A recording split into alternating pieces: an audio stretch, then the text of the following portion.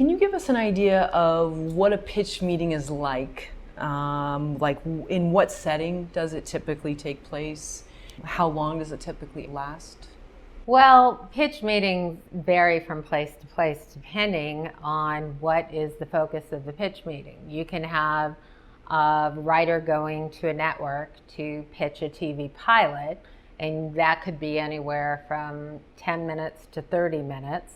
In the actual pitch, though, I always tell people to think about the elevator pitch, versus the page pitch versus the 3-page pitch, and really understanding story in all of those parameters so that the situation merits the outcome. Like I've known writers certainly who've gone and you can have a writer go into a feature meeting and they're going to pitch a feature, and that pitch may be longer. And so I think when I look at the pitch meeting and the pitch process, I think the biggest thing the writer has to be aware of is, number one, they have to be prepared.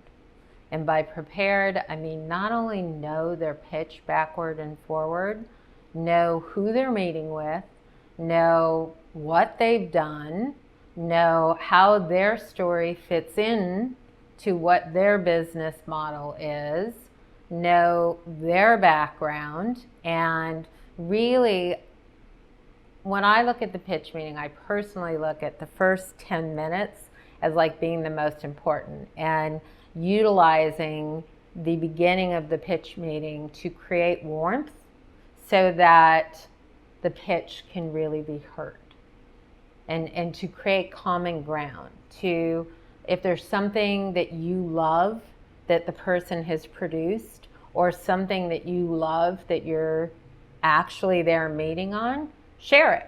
Like I always tell writers, you can never stroke egos too much.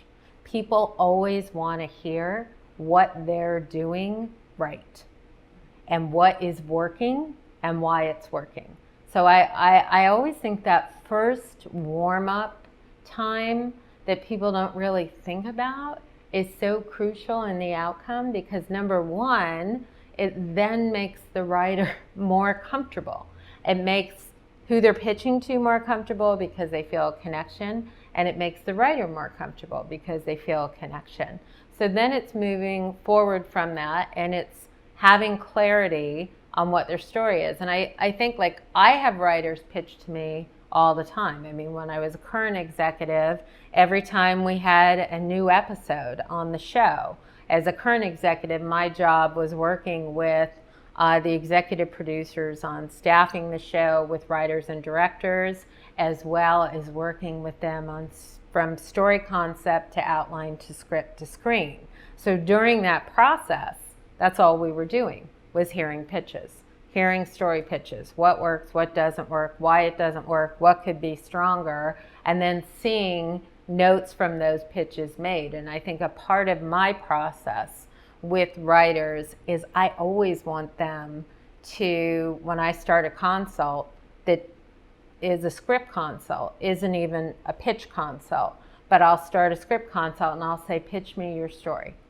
And I always get people, oh, I wasn't prepared for that. Like, I said, this is what I want you to know. You are always going to be pitching your story, so you have to be comfortable with it. I am about the safest person who could be hearing it. So I'm not judging your pitch. I want to hear your story. I want to understand how you see your story. Like, a large part of what I'm looking for in a script consult is what's in the mind and the heart, but isn't hitting the page. And how, through the process of the consult, do we help to unify so the heart and the mind is hitting the page, and so that we're feeling the story that they intended to tell.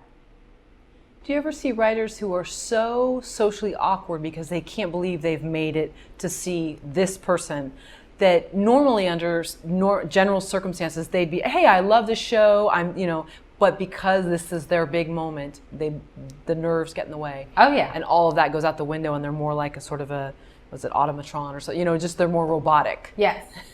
And you know, the answer to that, like the answer to nerves, period, is preparation.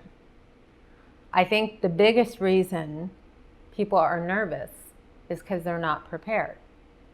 And I think when what I tell writers to recognize is most of the time they're going into a pitch meeting, the person that they're pitching wants it to work as much as they want it to work.